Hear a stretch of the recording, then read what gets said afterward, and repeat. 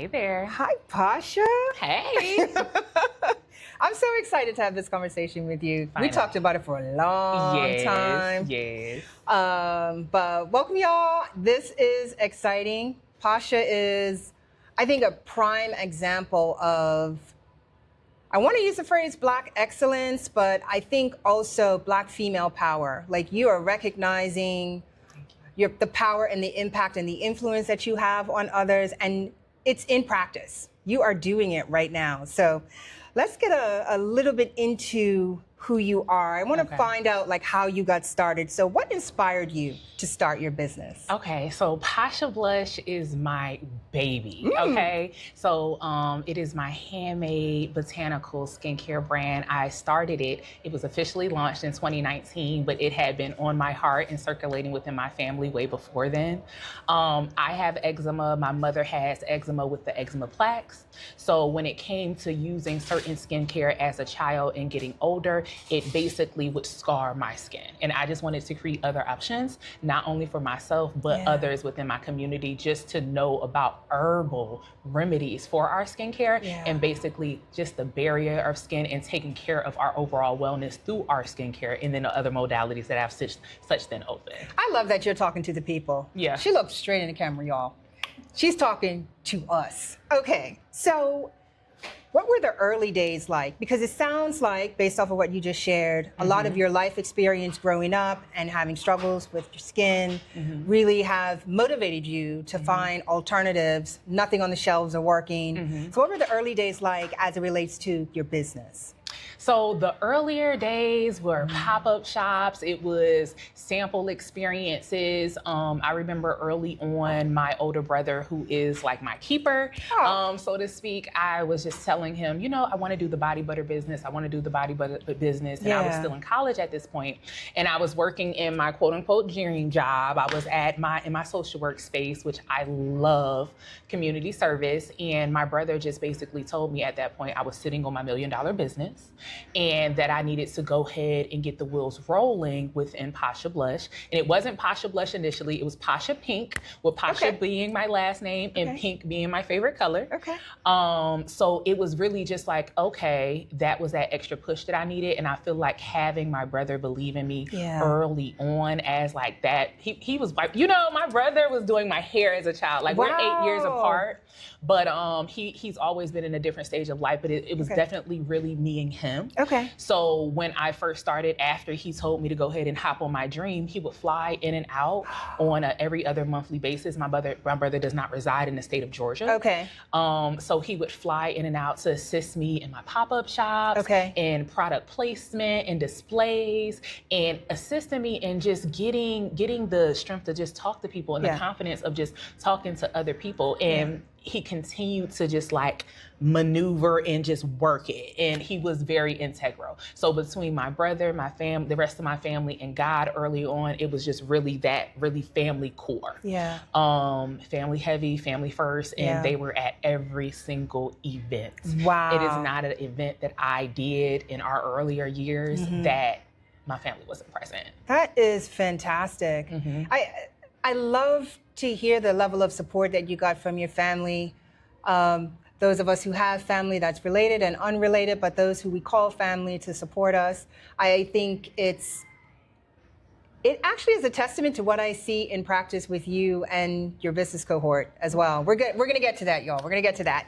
But I love that. I love that. Lots of structure, inspiration, motivation, but then the structure. Did you feel like accountable because of this massive motivation and support from your brother getting you started? And I feel like when it came to the business avenue, my family has been very, very supportive in my education. Like I was always the one being pushed to finish my education. Go get your doctorate, Naya, you know, all of these different things. So when it came into the aspect of me wanting to pursue my business full time, it just kind of like switched over. Okay. Like, and they were just like, oh, you can do it, baby. You have seen all these other avenues through, went straight through to my master's degree. And they're just like, yeah, apply that same thing to your business. And when I started doing it and working it in that way, year by year, kind of like semester by semester, experience by experience, I continued to grow, matriculate, and ascend within my business in the different spaces. Yeah. I love that. You're taking exactly what you learned in pursuing your education and applying it into your business. That's fantastic. I think sometimes we forget after getting that degree that the things we learned in school and pursuit of our education, we can't apply that in work, or work is different, but it's not, because it's just about applying yourself and learning at the same time. This is fantastic. I could hang in this spot for a little while, but I'm going to keep us moving. Okay. What's the biggest challenge you faced? You've had all this support. You've got very clear direction. If anybody's walked through Pasha's store in North Point Mall, it's very clear what the direction is about. But you know, what's the biggest challenge you faced? I would say the first thing that comes to mind is like imposter syndrome within like the experience, to just say, okay, it's actually like I've actually did it. You know, I did it, I hit the goal, and now another goal is there. Yeah. So it's just like knowing that this is mine. This is all mine. Like, you know, it is for me by God, and I've been able to do all these things, and it's okay. Yeah. You know, and being okay in the fullness of who I am and everything that I've created to date. Yeah. And not being, you know, just it's not being yours. Say that again. Say it to the camera. It's mine. So like, it's amazing. So many things that I do and how I push it out into the world. So I say the one thing that has been difficult for me to navigate, in addition to imposter syndrome, is just the changing of my relationships. Okay. I'm not the friend that's going out. I'm not the friend that has the time. I'm not the I'm not the same friend. I'm not the same family member. I'm not the same in any of these areas because how I've have positioned myself in business. Yeah. So my relationships have changed drastically over the last 5 years in business. I bet they have. Yeah. I bet they have. Hearing you talk about your challenges, especially with imposter syndrome, sometimes we can get stuck in that. And when I think about being successful, imposter syndrome is a common one, especially among us Black female professionals. What would you say is a mistake you made where you learned something valuable? I would say not immediately applying it. Having to go through the life experience versus taking what I was already told would potentially happen, or, you know, was experienced to navigate through, and just applying it immediately. Okay. Instead of saying, okay, well, that won't happen to me, or that's not my experience, until it's my experience. And then I'm like, you told me. I could have avoided that lesson. So, you know, just slowing down and really taking all the advice and all the wisdom that my elders in business and in life and in relationship have. Yeah. Lesson to quick application. Yep. I love that. Yep. Oof. Okay. So what keeps you motivated? God and my family. Okay. Yeah. And my community. Tell me a little bit more. So, well, like, my business is by God. Everything that I've been able to do to acquire, the spaces I've been able to matriculate, like, I'm praying through the process. Before I ever seen the store or it was ever posted online, I'm behind the scenes praying through it. And with that, it's just like prayer is the process. Prayer is how I got here, by just having faith over fear. Even if I was fearful, I chose to operate in faith no matter what, because I know God said, don't be afraid. So I'm not about to be afraid in this process, and we're going to get there, and y'all are going to see me get there. Yeah. I love that. That whole think or speak what you want, not what you fear, right? I think that's fantastic. What's been the most helpful for you when it comes to running a small business? And I say that because a lot of us have ideas. A lot of us know a few people. A lot of us maybe have tried a couple of things. But what's the one thing that you think that really, I have a sneaky feeling, I think I know what you're gonna say, but what's the one thing that's been most helpful for you? I would definitely say community.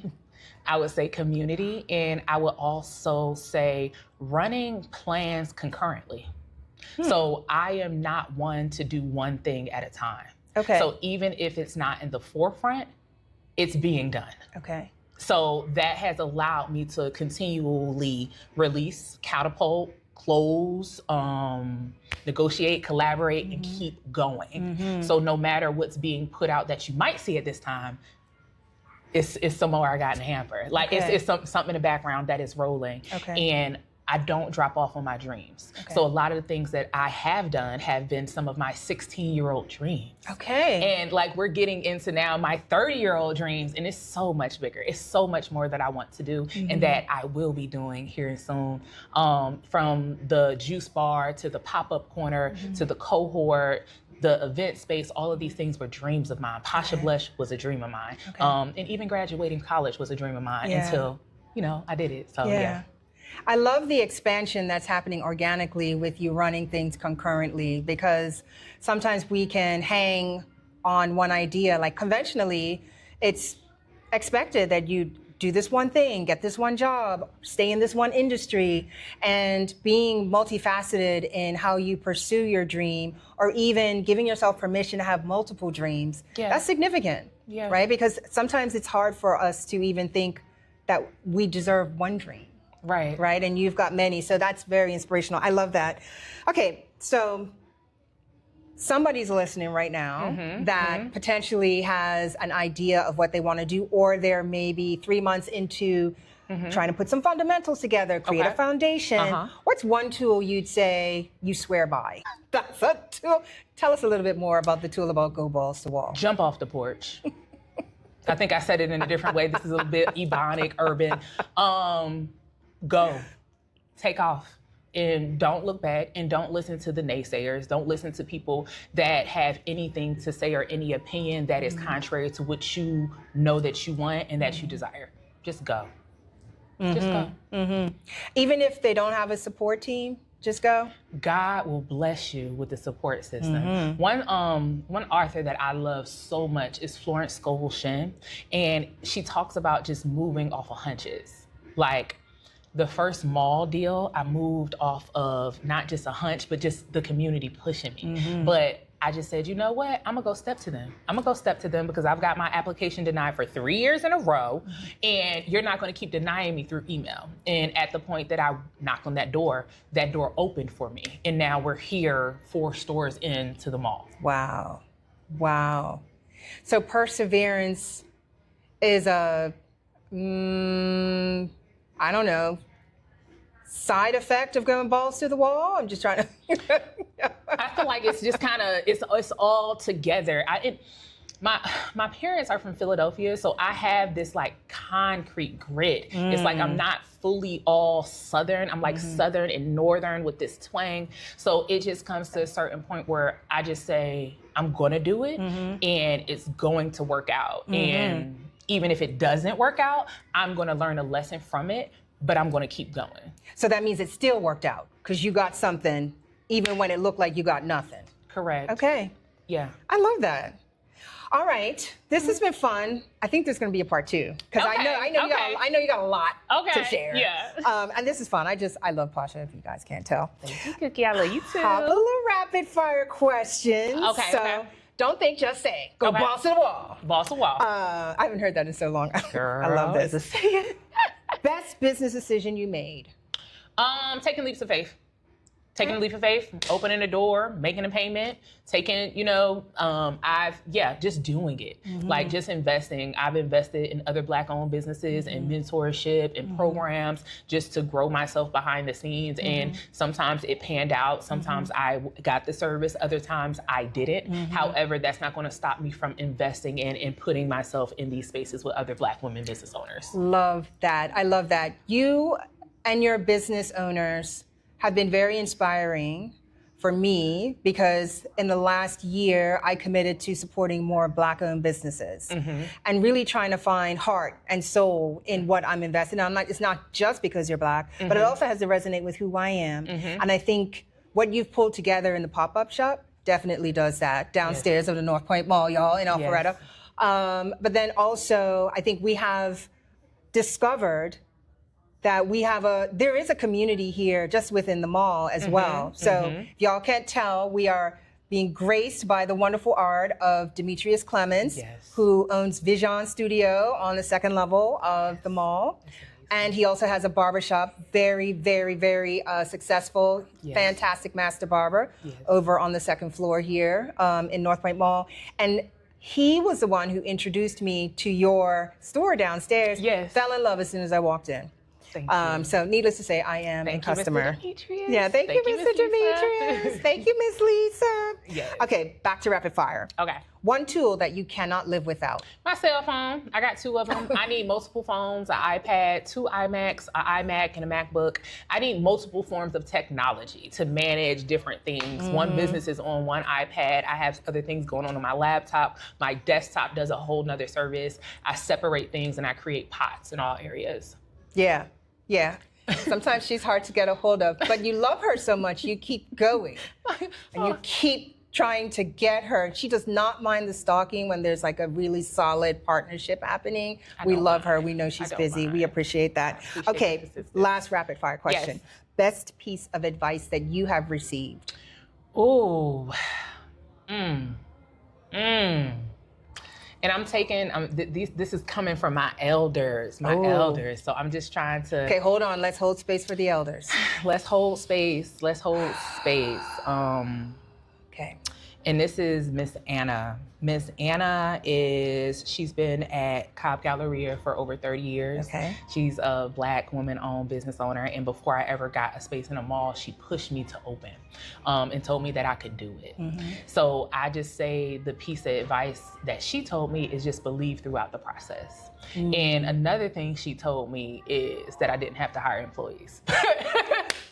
You know, that was one. That was a big one. That was a big one. Yeah. And she had sustained her business for 30 years Wow. with minimal team members and her roots within the community and within the church community with all across the globe were just amazing. Her statistics were amazing. Wow. But she didn't have the social media presence. She didn't have the clout in the city. People didn't know her in those spaces. And it was just like, you know, you don't actually need all that to thrive. You don't need what's currently being pushed. You only need these things behind the scenes. And I took that advice. And even now, it's just like I have things behind the scenes that aren't on social media that are able to still sustain me. Yeah. Because that's important too. You also need to feed yourself, right? As a business entrepreneur. Yeah, that's fantastic. Yeah. I love that. I don't have enough time, y'all, in this session, but we're going to have another one, definitely. Okay. Where can listeners find your business? Okay, so we are located at North Point Mall in Alpharetta, Georgia. We also have our flagship location on North Main Street in Jonesboro. The flagship location is not open to the public. We have Herbal Juice Bar within North Point Mall, as well as the Pop-Up Corner 1 and 2, which is our conglomerate retail spaces. And we also organize the North Point Mall Small Business Expo. So that happens a few times a year, quarterly, where we invite and showcase other locally owned small businesses to the community. I love that. I love that you're creating a community in the community for the community. Yeah. Hot stuff. Hot stuff. Thank you so much for spending time in the Thank you, Curio. Cookie. You know you're going to come back. Yes. We have a lot ahead of us. Yes. I'm excited for this partnership. Yes. Full transparency, because I believe in that. I believe in being authentic. I am a budding podcaster, and I love so much about what Pasha is doing. I want to help promote her business and all the businesses that she's supporting to develop and expand. We need to help each other, y'all. Yes. And we need to do it just out of the love and the inspiration and motivation that we get when we connect as people. So thank you so much, Ms. Pasha. Thank you, everybody, for listening. Next episode, I was going to tease, but I think I'll just leave it open. Just come back. Just come back and spend time with us. Come back. Thank you so much. Bye. Love it. I love it. Love it, love it, love it. You guys caught?